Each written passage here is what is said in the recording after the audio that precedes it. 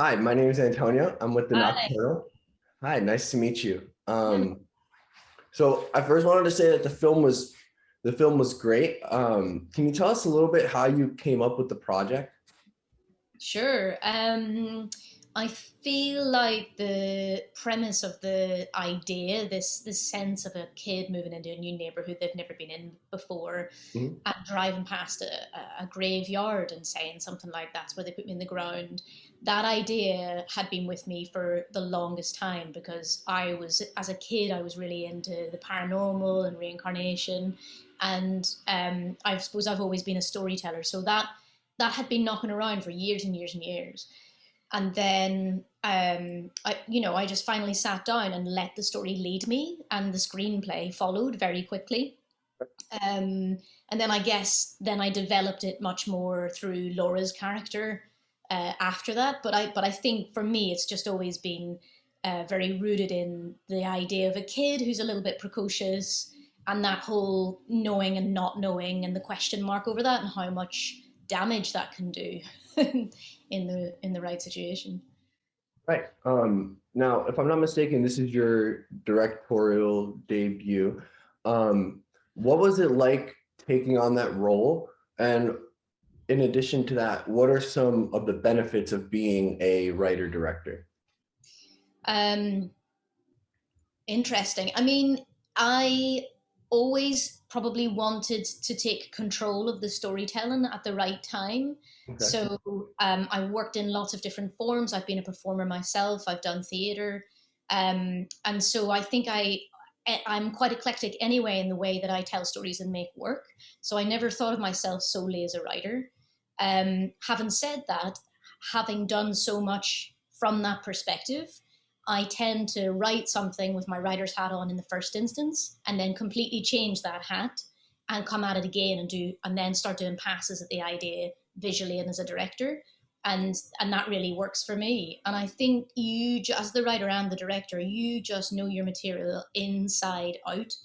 And actually, what's important then is finding the right collaborators, because for me, collaboration is so enriching.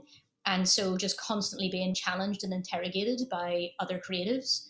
Um, when you're the writer director, I think sometimes people think you have it all sussed, and there's a certain reverence, and actually, I don't believe in that at all. So I think it's great because you definitely have that authority, but also I think you have to make it clear that you're open to having that challenged. I actually wanted to go back and talk a little bit about the writing process. Um, Now I feel like writing a thriller mystery is much harder than writing, like a comedy or drama. You have your beats, you have your beginning, ending, but with a mystery, it's almost like you have to write your movie completely different. How did you develop your writing process, and how were you able to, be able to, uh, come up with something that's so, I don't even know how to describe it. You know what I mean? I do. I mean, I think it was a that was the hardest part of the process. So I think there was something that was deeply instinctive and sublimated about that first draft. Mhm. So I was almost discovering the information with Laura as I was writing that first draft, and that was a real thrill. Okay. So that's one of the reasons why I think even on the read, the page was quite a fast page turn. There was a real momentum to that. I know the film is a slow burn, but in terms of how the story starts to pick up pace and reveal itself. Right. That came very organically. The process thereafter was constantly finding that balance of what to disclose, how much, and when. And with this film particularly, that happened at script level. It happened when we were shooting. It happened in the edit, and with test audiences, still, it's to my great joy. People interpret things differently at different times. The film sort of in a way reveals itself differently to certain viewers, and I personally love that. What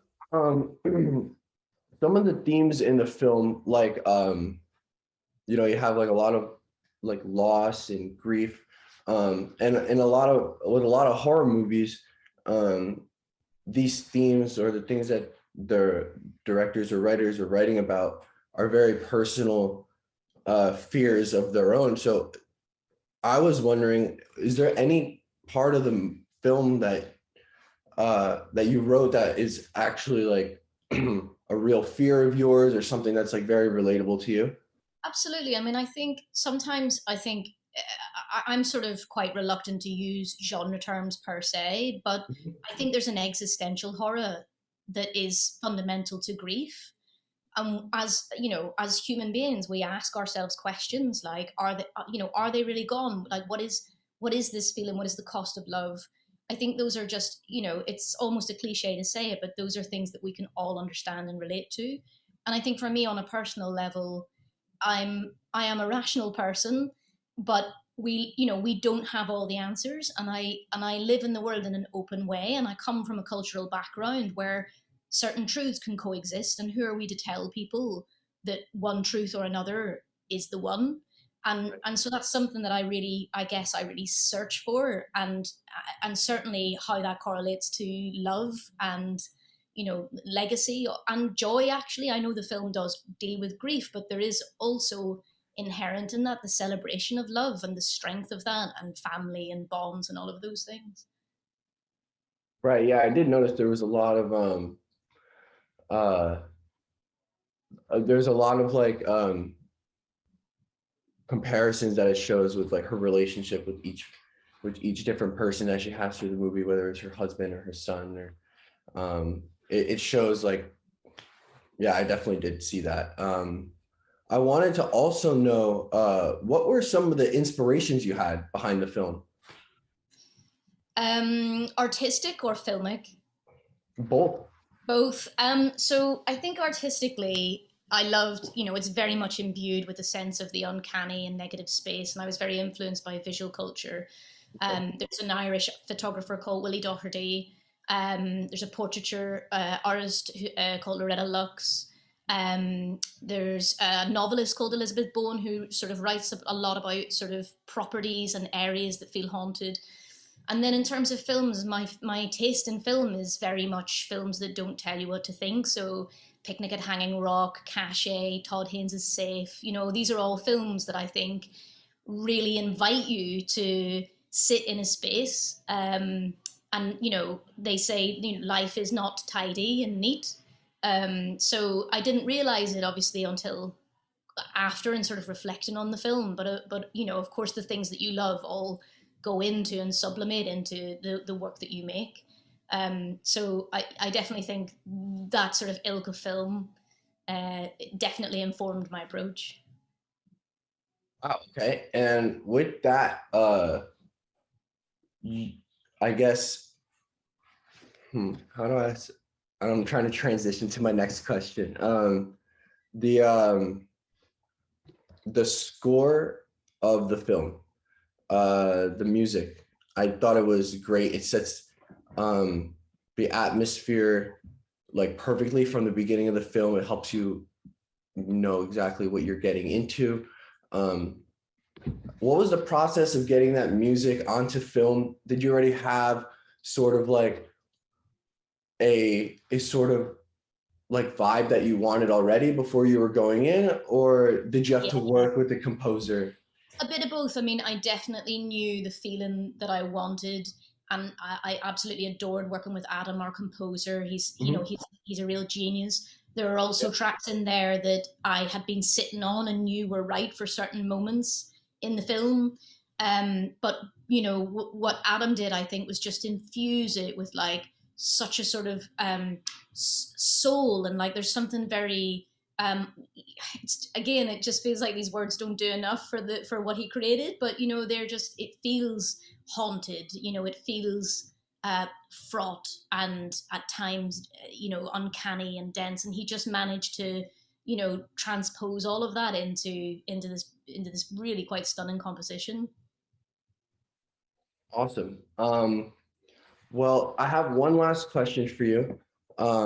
And it's honestly like a huge accomplishment to be able to have your first, writing director even is, it's incredible. And I was hoping that for to close us off, you would be able to um possibly give some like uh tips or anything that can help some of our viewers who might want to be writers or directors, and if you have anything to say to them that might be able to, help them, or yeah.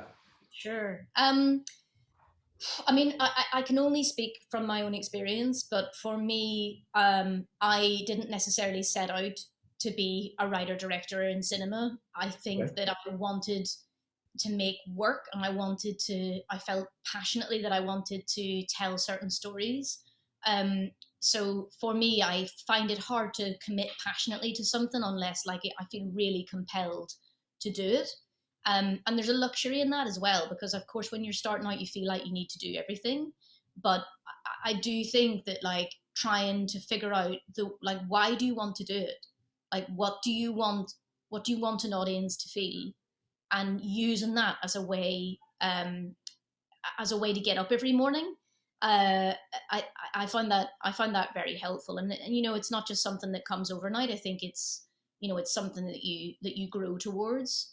So I think for me, just that conviction, and also just the patience, because it is a tough industry. It does take such a long time. Yeah. And just being open, I guess, going back to what I was saying about working with collaborators, it's the hardest thing because we all start off with such fragile egos. I want to do this thing, but oh, I feel so insecure. I've got imposter syndrome or whatever. Right. So I think I think just being open to those kind of creative conversations to be a better artist. That's that's a yeah. That would be it from me. Awesome. Well, thank you so much. And one last time, congratulations on your directing debut.